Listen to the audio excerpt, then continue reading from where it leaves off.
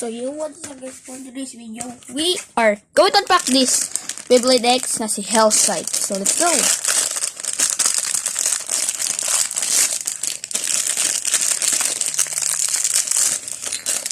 So walang ko na tawag dito guys.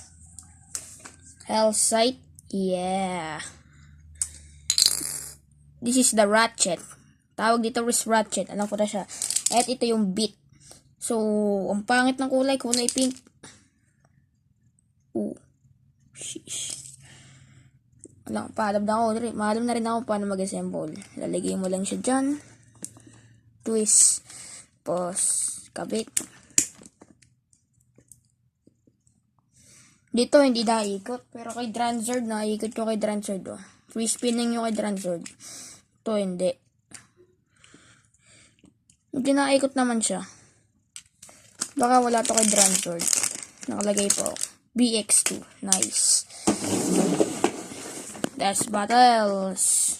So, isa lang yung winder ko dito. Bibili pa tayo ng mga winder ng Beyblade X.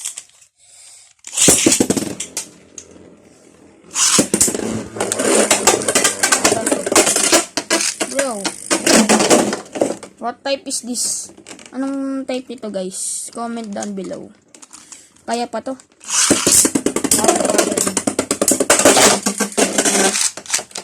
Wait. Masasabi ko mahina. Ito mo naman.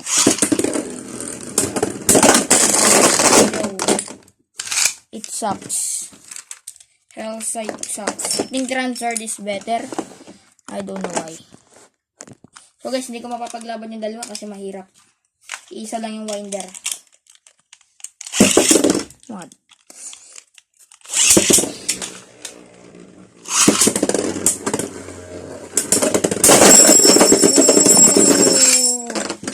Mahina, malakas siya.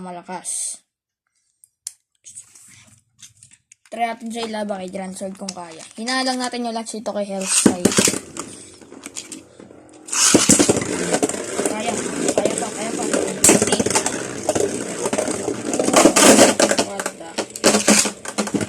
Yun nga guys, short vid lang dito kay Hellsight. Thanks for watching. Goodbye.